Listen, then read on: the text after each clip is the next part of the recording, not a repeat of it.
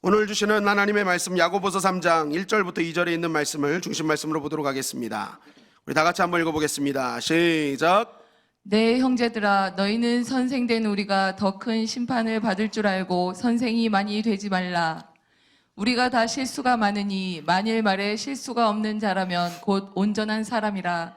능히 온몸도 굴레 씌우리라. 아멘. 자, 오늘은 본문 말씀을 가지고 입술에 30초, 마음에 30년이라는 제목으로 하나님 말씀을 증거하겠습니다. 우리는 주일을 예배 시마다 야고보서를 묵상하고 있습니다. 야고보서의 핵심은 행하는 믿음이죠. 살아있는 믿음은 반드시 삶으로 증명되게 돼 있다. 행함으로 연결되게 돼 있다라는 것입니다.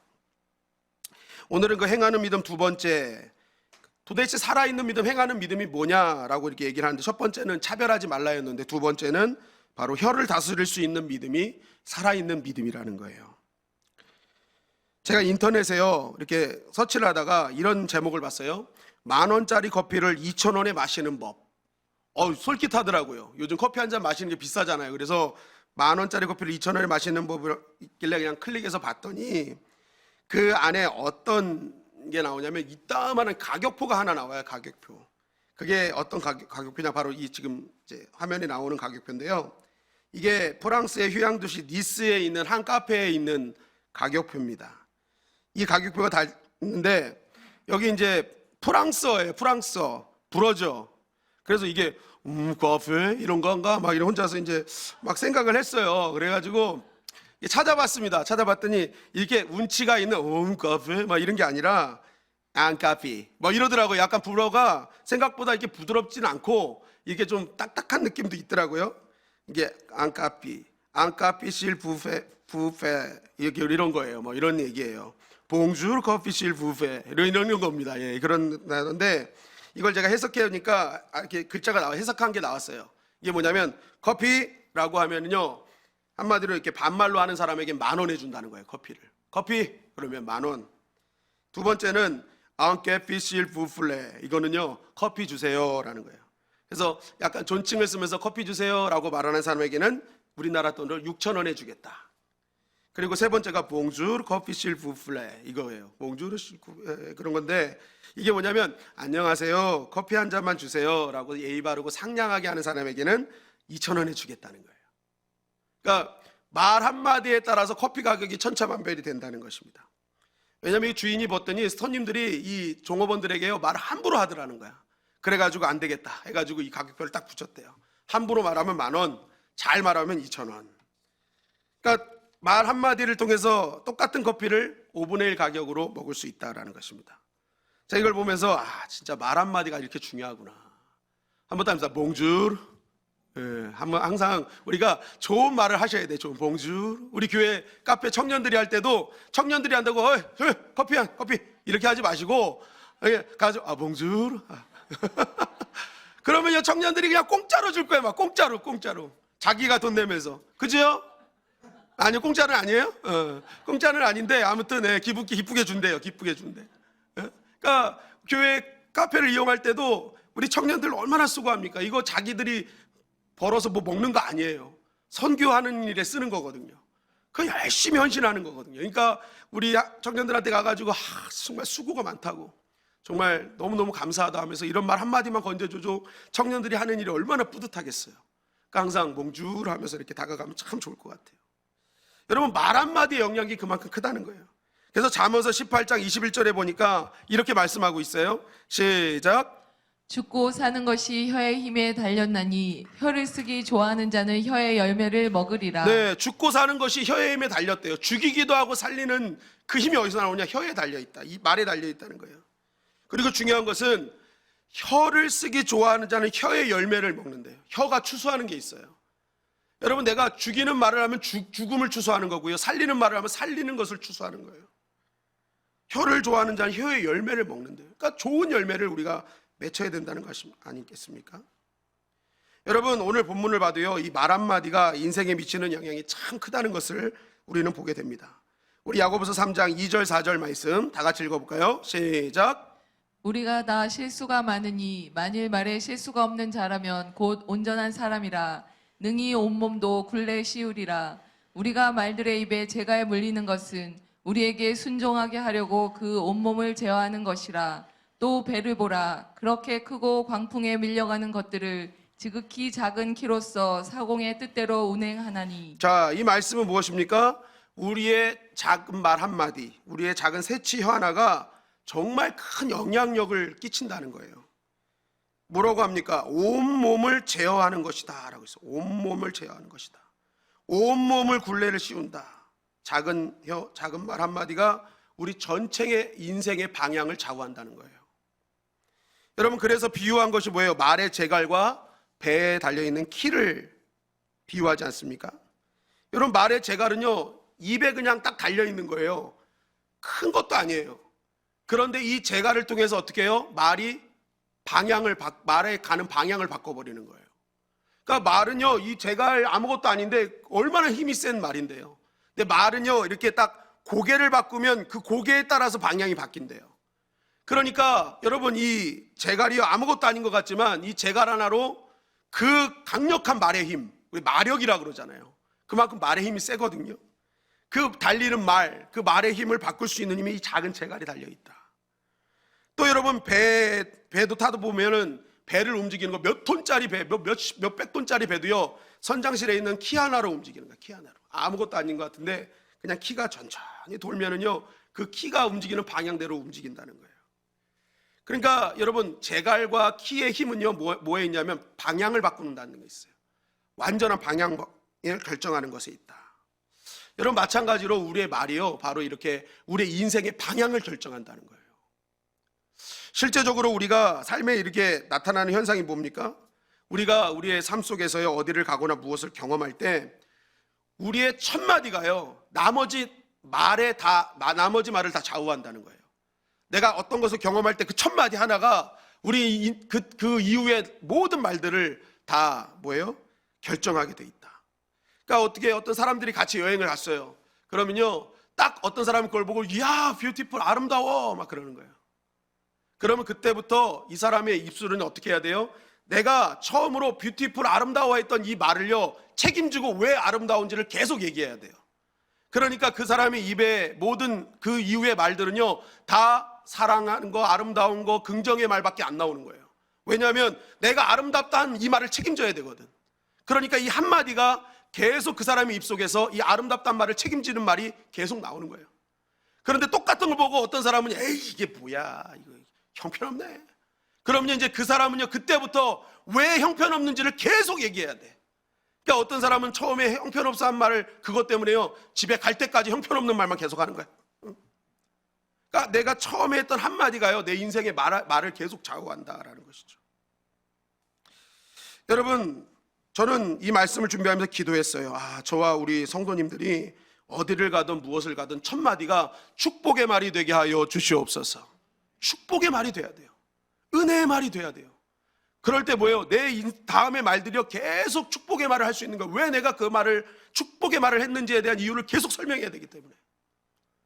여러분, 우리의 말이 첫 마디가 저주의 말이고 부정의 말이 돼버리면요, 그때부터요, 그 말은 계속 내가 부정할 수밖에 없는 말이 되는 거예요. 그래서 시편 109편 17절 18절은 이렇게 증가하는 것입니다. 시작.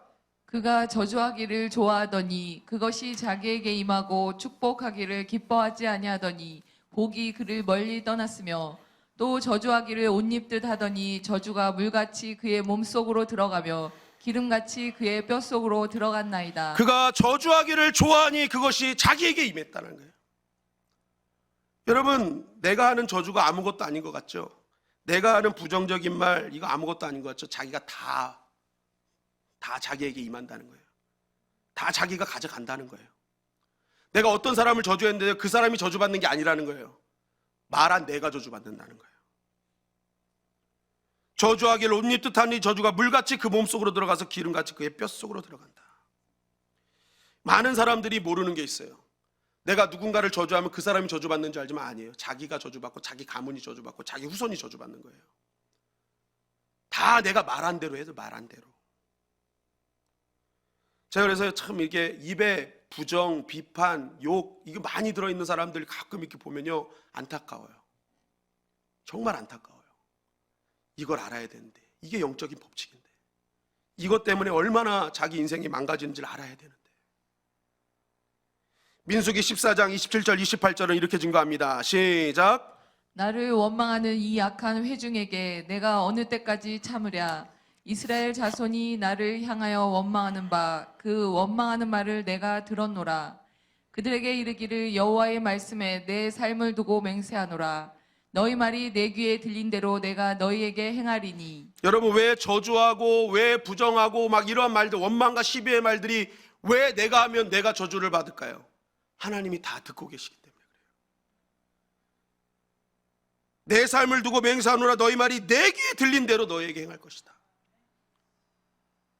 여러분, 들은 사람의 문제가 아니라 하는 사람의 문제가, 하는 사람, 하는 말을 하나님이 듣고 계시는 거예요.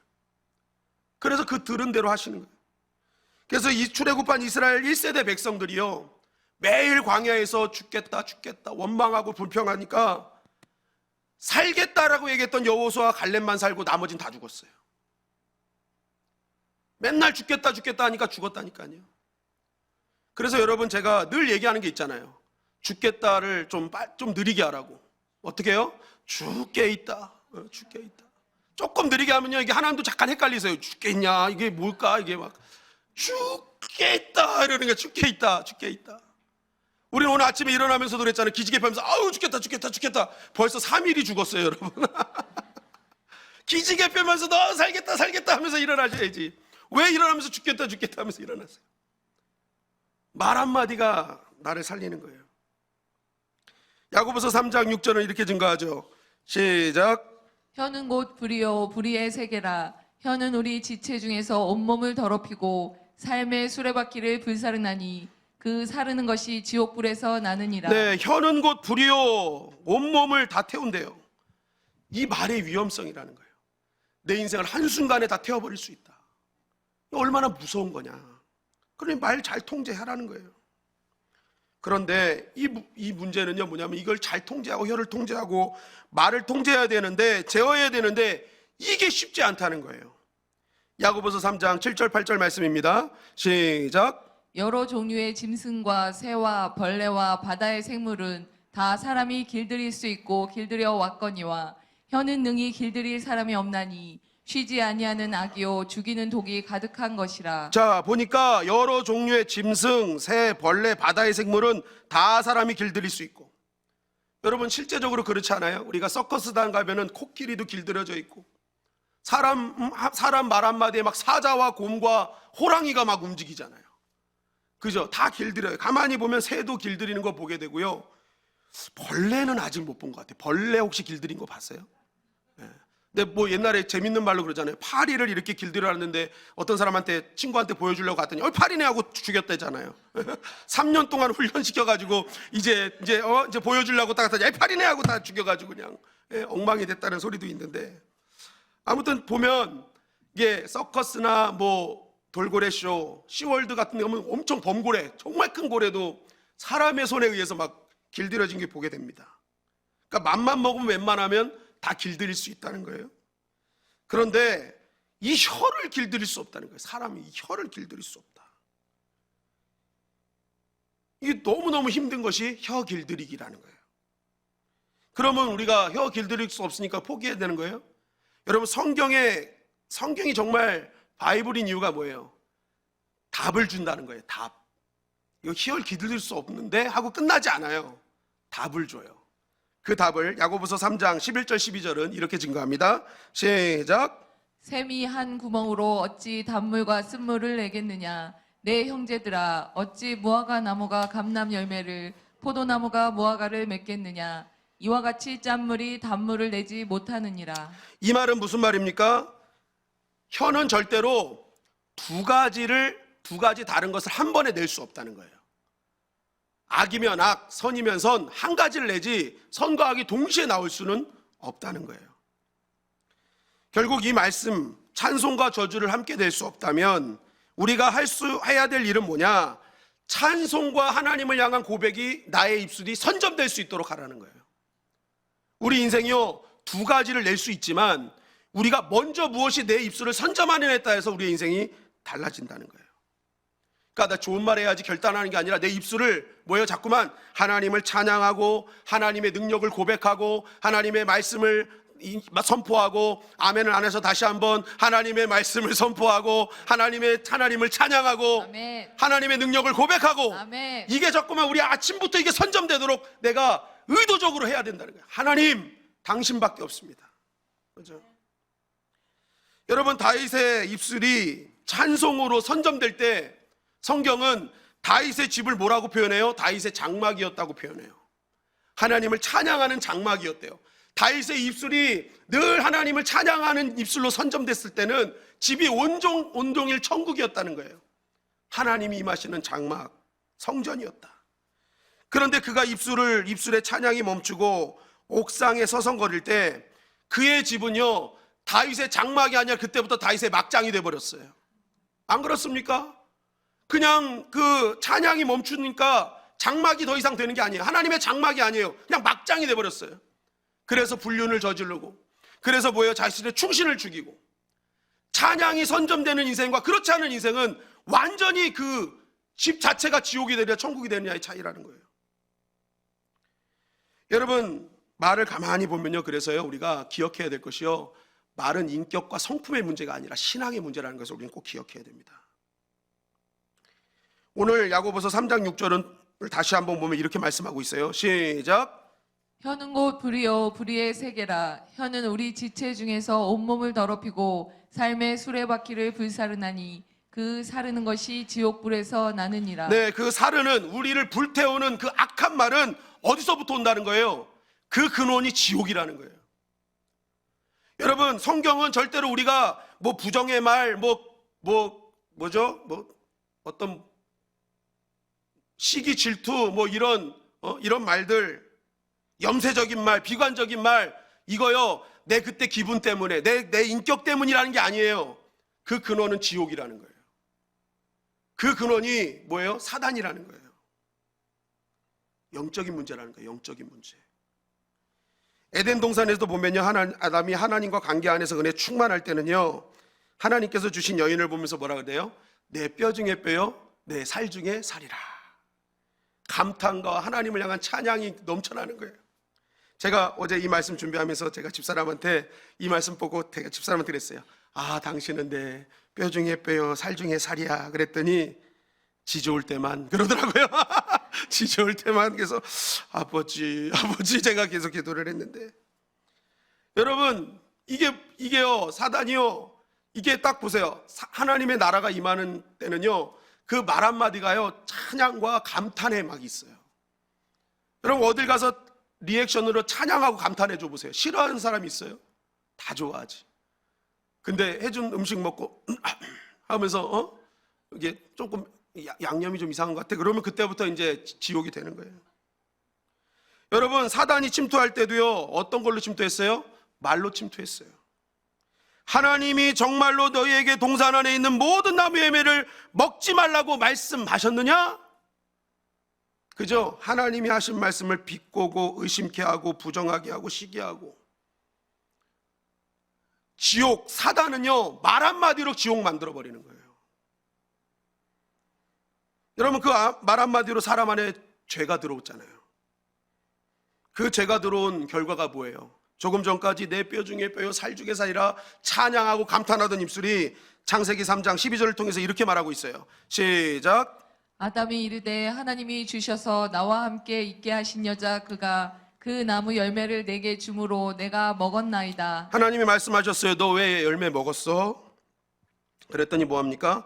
하나님이 주셔서 나와 함께 있게 하신 여자가 열매를 주어 먹었습니다 라는 거예요. 이게 무슨 말입니까? 겉으로 보면요, 그냥 여자 때문에 라고 얘기하는 것 같아요. 근데 그걸 넘어가서 그 여자를 준 하나님 때문에, 여자와 하나님 때문이라는 거예요. 자신의 잘못을 다른 사람에게 전가하죠. 잘못은 자신도 했으면서 자신은 의인인 척하기 위해서 다른 사람을 죄인 만들고 죽이는 자리로 나아가고 원망하는 자리로 나아가는 원망의 말이 나오더라는 거예요. 조금 전까지 하나님과 함께 했을 때는 감탄과 찬양이 넘치던 이 아담이 죄가 들어가는 순간부터 말이 달라지더라는 거예요.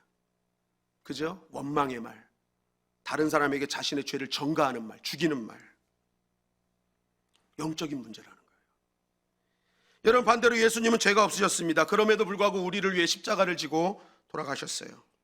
십자가에서 모진 조롱과 고통을 받으시면서도 아무런 말씀 없이 침묵하십니다. 그리고 모든 고통을 다 받아내시면서 한마디 하십니다. 이들이 하는 일 알지 못한 이들을 용서해 주옵소서. 왜 내가 잘못 없는 내가 왜 고통받아야 되느냐고, 왜 내가 이런 일을 당해야 되느냐고 원망하거나 죄 지은 우리에게 죄를 전가하지 않으세요. 우리를 오히려 용서해달라는 살리는 말을 하시고 그는 십자가에 달려 돌아가셔요. 중요한 것은 무엇인가? 첫째 아담은 자신의 잘못을 남에게 전가하고 죽이는 말을 함으로 모두를 죽게 만들었지만, 둘째 아담은 그 모든 아픔들을 자신이 다 책임지고 오히려 용서하라는 살리는 말을 통해서 우리를 다 살리셨다는 거예요. 여러분, 한번 다 같이 따라하겠습니다. 그 사람의 말을 들어보면 그 사람의 말을 들어보면 그 사람의 지금의 영적 뿌리와 상태를 알 수 있다. 상태를 알 수 있다. 여러분, 말이 아무것도 아닌 것 같아도요, 그 사람의 말을 들어보면 알 수 있는 게 있어요. 그 사람이 지금 영적인 뿌리 근간이 어딨냐, 그리고 지금 그 사람의 영적 상태가 무엇인지 알 수 있다는 거예요. 왜요? 말은 영적인 상태이기 때문에. 말은 우리의 인격과 인품이 아니라는 거예요. 성경은 분명히 얘기하고 있어요. 죄로 말미암아 우리의 말이 달라진 거예요. 그래서 우리 안에 죄가 침범하고 사단이 침범하고 지옥이 있고 있으면요, 우리의 말은 늘 지옥의 말, 죽이는 말이 나가는 거예요. 상대방의 모든 죄를 전가하고 원망하고 염세적이고 비관하고. 여러분, 그것이 내 상태와 상황의 문제가 아니라는 거예요. 성경은 분명히 얘기해요. 영적인 상태다. 여러분, 사단이요, 에덴 동산을 지옥으로 만드는 건 딱 말 한마디면 끝났어요. 하나님이 진짜 먹지 말라 하더냐? 말 한마디로요, 천국 같은 곳을 지옥으로 만들어버렸어요. 여러분, 마찬가지입니다. 우리 인생 가운데 내 말 한마디가, 내가 하는 말 한마디가 우리의 가정을 천국으로 만들 수 있고 지옥으로 만들 수 있어요. 그래서 여러분, 항상 우리는요, 우리 안에 믿음의 말이 선점되기를 늘 기도해야 되는 거예요. 성령 충만을 구해야 되는 거예요. 오순절 성령의 역사의 가장 큰 특징이 뭐예요? 말이 바뀐 거 아닙니까? 말. 언어가 바뀌었잖아요. 그 사람들의 말이 뭘로 바뀌었어요? 복음이 선점된 거예요. 하나님의 영이 선점되니까 뭐예요? 각 나라의 말로 복음을 증거하기 시작했어요. 바벨탑 사건은 언어가 저주였는데 성령 충만해지니까 언어가 축복이 돼버렸어요. 여러분, 우리가 이것을 깨달아야 돼요. 말은 영적인 문제다. 그래서 다윗은요, 이것을 깨달았어요. 아, 말은 인격의 문제가 아니구나. 내 상황의 문제가 아니구나. 이건 믿음의 문제고 영적인 문제구나. 그래서 이렇게 고백하죠. 시편 141편 3절 말씀입니다. 시작. 여호와여, 내 입에 파수꾼을 세우시고 내 입술의 문을 지키소서. 네, 자신의 입과 입술을 누구한테 지켜달라고 얘기해요? 하나님께 지켜달라고 얘기하는 거예요. 왜요? 이 말은 알고 보니까 영적인 문제였거든. 내가 이것을 내 인격으로 해결할 문제가 아닌 걸 깨달은 거예요. 그러니까 뭐예요? 주님, 그 악한 사단 같은 그 도둑의 말이 내 안에 들어오지 않도록 주님께서 내 입술을 지켜달라고, 내 말을 지켜달라고. 여러분, 우리의 입술은요, 아무것도 아닌 것 같아도 영적인 정쟁터라는 사실 꼭 기억해야 돼요. 여러분, 말이 재갈을 물리기까지 해야 될 시간이 있어요. 뭐예요? 말의 야생성과의 전쟁이 있어야 돼요. 그냥 말이 여러분 재갈 물을 것 같아요? 제가 어떤 다큐멘터리를 이렇게 영상을 봤는데, 말을 재갈 물릴 때요, 절대로 정면에서 안 물리더라고요. 옆에서 물려요. 아무리 길들여진 말도요, 그 정면에서 물다가 앞발로 차거나 그게 이제 거슬리면은 그것 때문에 막 말이 난리를 친대요. 그러면 사람이 죽을 수도 있대요. 그러니까 재갈을 물릴 때는 옆에서 재갈을 물리더라고요. 근데 심지어 옛날에 그 재갈을 물기 위해서 그 야생성을 정복해야 되잖아요. 그러니까 여러분, 재갈 하나 물리는 게요, 여러분 쉽게 되는 게 아닙니다. 전쟁이에요, 전쟁. 그 말의 한마디를 우리가 여러분 제대로 된 말, 살리는 말을 하기 위해서는요, 늘 영적인 치열한 전쟁이 있어야 된다는 거예요. 배의 키도 여러분 그냥 쉽게 됩니까? 파도와 이런 거 싸우면서 이걸 잡아갖고 나가는 거잖아요. 배의 키도 제대로 잡으려면요, 그 파도와 바람과의 전쟁을 통해서 이 키를 잡아가는 거예요. 여러분, 우리의 말이 제대로 방향을 잡으면 재갈을 물리고 배의 키에 비유했다면, 우리 역시도 여러분, 말은요, 제대로 하기 위해서 매일매일의 영적인 전쟁이 필요하다는 거예요. 우리 안에 있는 본성, 죄의 본성과 늘 싸워야 되고, 외부에 있는 여러 가지 환경들, 비바람이 몰아치는 그 상황 가운데서도 내가 올바른 말을 하기 위해 주님 앞에 엎드리는 믿음의 시간이 반드시 필요하다는 것입니다. 사단은 우리 말을 제어하기 위해서 엄청난 공격을 오늘도 퍼붓는다는 거예요. 그래서 여러분, 우리가 우리 말이 은혜와 성령의 말이 선점하기 위해서는 매일매일의 영적 전쟁을 치러야 되는 것입니다. 여러분, 특별히 하루를 시작할 때 새벽 기도하고 새벽 말씀을 묵상해야 되는 이유가 바로 여기 있어요. 아침에 일어나자마자 내가 새벽에 말씀으로 내 입술을 선점해버리는 거예요. 기도와 찬양으로 내 입술을 선점해버리는 거예요. 내가 일어나자마자 주님을 찬양하고 주의 말씀을 묵상하는데 그 어떤 것이 우리를 감히 대적할 수 있겠습니까? 여러분, 아침에 일어나서 매일 정동원이 부르는 그 트로트 한 곡 부르고 찐찐찐찐 하면은요, 하루 종일 찐찐찐이야. 찐찐찐. 하루 종일 찐찐찐이야. 하루 종일 막걸리 한 잔 뭐 이런 거 하고 다니고, 테스형 이거 하고 다니고. 근데 아침에 일어나서 주님의 높고 위대하심을 내 영혼이 찬양하네. 그럼 하루 종일 주님의 높고 위대하심을 찬양할 수밖에 없는 거예요. 내 아침에 입술에 뭐가 선점되느냐에 따라서 나의 인생이 달라지는 거예요.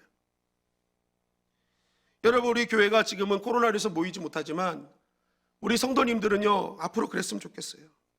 교회 모임할 때 모여서 말을 많이 하지 말고 하기 전에 기도로 시작해가지고요, 기도할 때 성령께서 우리의 입술들을 주장하시고 말을 선점하셔서 우리가 나누는 모든 말들이 비전의 말, 살리는 말, 생명의 말이 증거되게 하시옵소서.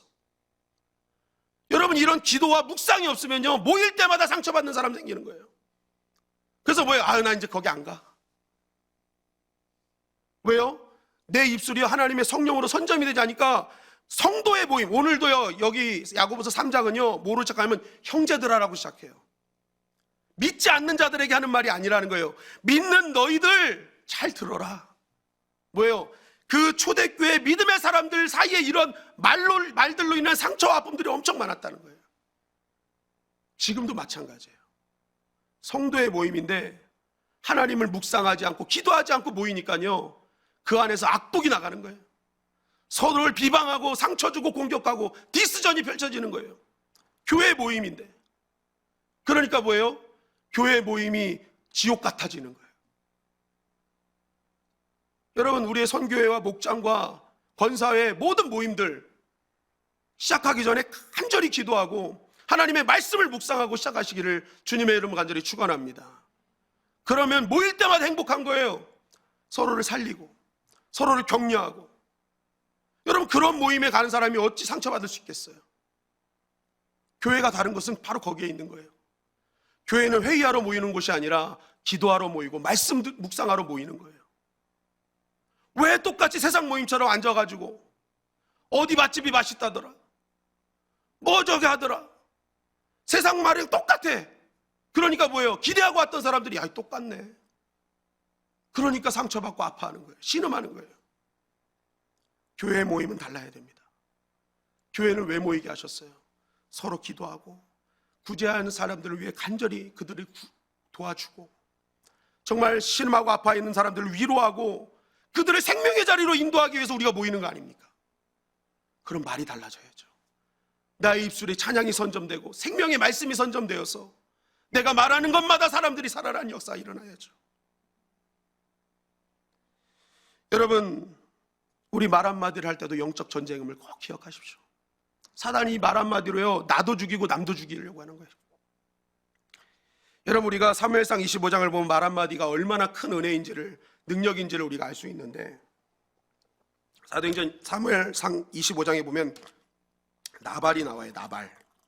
이름도 참 그래요. 나발. 그죠?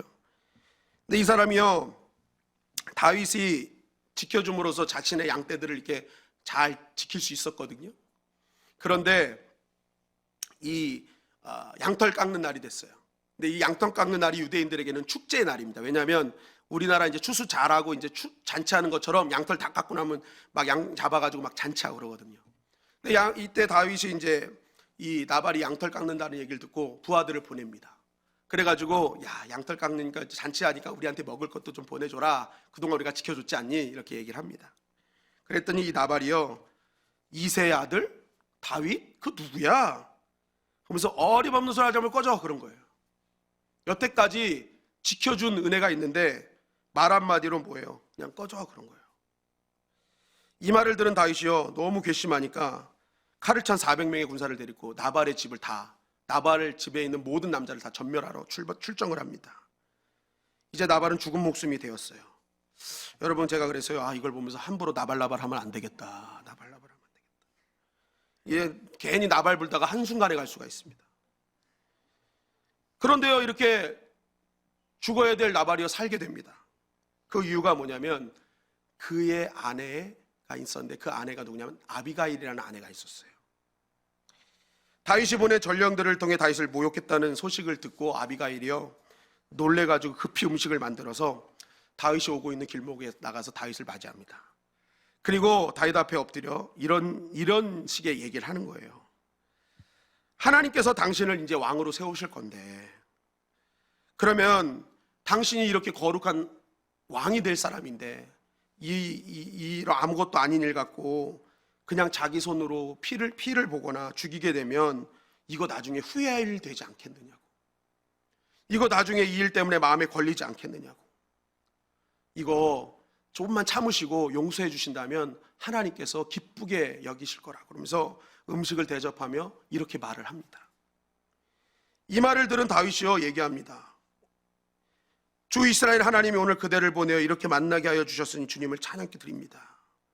내가 오늘 사람을 죽이거나 나의 손으로 직접 원수를 갚지 않도록 그대가 나를 지켜주었으니 슬기롭게 권면하여 준 그대에게도 감사하오. 하나님이 그대에게 복을 베풀어 주시기를 바랍니다. 하고 뭐예요? 막 죽이려고 했던 그 마음이 딱 가라앉고 그 자리로 음식을 갖고 돌아가는 일이 벌어져요. 참 이걸 보면서 참 남자는 여자하기 나름이다. 그죠? 나발 불다가 죽을 뻔했는데 지혜로운 아내가 있어서 말 한마디로 남편의 목숨을 살렸어요. 여러분 집에 있는 아내들이요 잘 들으시기 바랍니다. 남편 개발 5개년 계획 세웠다고 해서 매일 잔소리하면요 5년 뒤에 어떤 일이 벌어지는 줄 아세요? 남편은 안 변해 있고 자기만 우라병 걸려 생긴 자신을 발견하게 됩니다. 그런 계획 세우지 말고 그냥 오늘 지혜로운 말 한마디만 하면요 위로해주고 격려해주는 말 한마디면 남편은 살게 돼 있어요. 아비가일 보세요. 자기 남편 죽을 뻔했는데 가가지고 말 한마디로 다윗의 마음을 완전히 녹이잖아요. 그거하고 아비가일이 집에 갔더니 이 남자는 아무것도 모르고 또 말만 나발 부는 게 아니라 술로 나발 불고 있는 거야. 계속 이 상황도 몰라. 막 술 먹고 흥겨워가지고 뭐 하고 있으니까 보통 여자들 같으면 야 이놈아 지금 때가 어느 때인데 이러고 있어 하고 막 그랬을 텐데 아비가일이요 그걸 보고 그 흥을 망가뜨리지 않아요. 그냥 조용히 자기 방으로 들어갑니다. 그리고 그것이 다 끝난 다음에 그때 나와서 이런 일이 있었어요 하고 얘기를 해요. 이거는 나발 자기 남편을요 어떻게든지 고치기 위해서 분위기 좋을 때 얘기해 준 거예요. 그런데 이 얘기를 듣고 나발이요 충격을 받습니다. 그래서 그때부터 심장이 조금씩 멎어가면서 분명히 아비가일 아내는요 죽이려고 말한 게 아니에요. 이런 일이 있었으면 우리 잘해보자고 했던 얘기예요. 그런데 나발이 그 얘기를 듣고 충격을 받습니다. 그래가지고 심장이 멎어 며칠 동안 앓고 있다가 죽게 돼요. 그런데 이 일의 후의 결과가 어떻게 됩니까? 아비가일의 남편인 나발이 죽었다는 얘기를 듣고요. 그 아비가일의 말 한마디로 자신의 마음이 녹았잖아요. 그 말 한마디가 그 마음속에 담겨져 있었어요. 참 지혜로운 여인이다. 이런 여인이 나와 함께 있었으면 얼마나 좋을까 하는 마음이 있었겠죠. 그런데 마침 그 남편이 죽었다는 얘기를 듣고 이 아비가일을 자신의 아내로 맞이합니다. 말 한마디가요 나발 같은 남자와 살던 인생이 왕비가 되는 역사가 일어났어요. 여러분 살리는 말, 긍정의 말, 비전의 말, 이 말 한마디가 인생을 바꾼다는 것입니다. 한번 따라해보세요. 지혜로운 아비가일이 되게 하시옵소서. 아비가일이 되게 하시옵소서. 인생이 달라지는 거예요. 인생이 달라지는 거예요. 여러분 우리가 기억해야 될 것은 우리의 30초 말이 누군가에게는 30년 동안 가슴에 남는다는 거예요. 저는 아직도 제가 전도사 때 정말 해야 되나 말아야 되나 목회를 해야 되나 말아야 되나 갈등 속에서 있을 때 저에게 해주셨던 한마디, 내가 큰 일을 해가고 반드시 승리를 얻으리라 했던 그 한마디가 제 마음판에 아직도 있어요. 그게 20년 전이에요. 20년 전. 20년 전에 나의 마음판에 새긴 그 말 한마디가 저의 목회의 원동력이 되고 있어요. 여러분, 우리가 누군가에게 말한 30초의 말이 30년이 남는다면 이왕 남기게 할 말, 생명의 말 남겨야 되지 않겠습니까? 화살과 노래라는 시가 있어요. 두 사람이 있는데 어떤 사람이 화살을 쐈어요. 그리고 어떤 사람은 다가가면서 친구들에게 희망의 노래를 불러줬어요. 화살을 쏜 사람도 화살은 어디 갔는지 안 보이고, 노래를 한 사람도 노랫말은 안 들렸어요. 그런데 없어진 화살, 이제 사라진 화살인 줄 알았는데 이 화살을 쏜 사람이 가다 보니까 저 멀리에 어디 나무에 화살이 탁 꽂혀 있더라는 거예요. 자기만 화살이 사라진 줄 알았지 실제적으로 화살은 어딘가에 꽂혀서 나무에게 상처를 주고 있더라는 거예요. 그런데 또 한 사람, 노래를 불러준 사람은 보니까 어떤 친구가 와가지고 얘기합니다. 네가 그때 불러준 그 희망의 노래가 내 그때 너무 힘들고 어려웠는데 그 노래 한마디가 지금 나를 살렸다고, 나에게 희망을 줬다고. 여러분, 누구에게 쏜 화살 같은 말, 그것도요 누군가의 가슴 밖에서요 계속 아파하고 있어요. 난 없어진 줄 아는데 그렇지 않아요. 그러나 누군가에게 불러준 희망의 노래는요, 없어진 것 같지만 누군가에게는 살리고 있는 그러한 노랫말로 남아있다는 것입니다. 여러분, 우리의 말이 무서운 것은요, 물과 흙과 나무, 돌에 새긴 그러한 말들은요 다 지울 수 있어요. 글들은 지울 수 있어요. 그러나 마음에 새겨진 글은 지우기가 쉽지 않다는 것입니다. 잠언서 12장 18절은 이렇게 증거하죠. 다 같이 읽겠습니다. 시작. 칼로 찌름같이 함부로 말하는 자가 있거니와 지혜로운 자의 혀는 양약과 같으니라. 네, 칼로 찌른 같은 그런 말하는 자가 있는데 우리 그런 사람 되지 말자는 거예요. 지혜로운 말을 해서 누군가의 마음을 치료해주는 약과 같은 그런 말을 하는 자가 되자는 거예요. 저와 여러분들이 말로 치유하는 자가 되시기를 주님의 이름 간절히 축원합니다. 오늘 야고보 사도는 이것을 가지고 혼내는 게 아니에요. 말은 이런 영향력이 있으니 우리가 이왕 하나님께 부름받은 자라면 살리는 말, 생명의 말, 비전의 말, 긍정의 말 하자는 거예요. 왜? 너희가 사단에게 붙잡혀서, 너희 안에 있는 그 죄에 붙잡혀서 왜 가는 곳곳마다 지옥 만드냐는 거예요. 이왕 우리가 주님께 부름받고 십자가의 은혜를 받았으면 그 은혜로 우리가 가는 곳에 말을 통해서, 내가 살리는 말을 통해서 살리는 약 같은 자, 그러한 생명의 말을 하는 천국과 같은 장소를 만드는 자가 되지 않겠니? 라는 거예요. 로마서 10장 10절은 이렇게 증거하죠. 다 같이 읽겠습니다. 시작. 사람이 마음으로 믿어 의에 이르고 입으로 시인하여 구원에 이르느니라. 하나님의 나라는 입으로 시인하는 나라라는 거예요. 그게 중요하다는 거예요.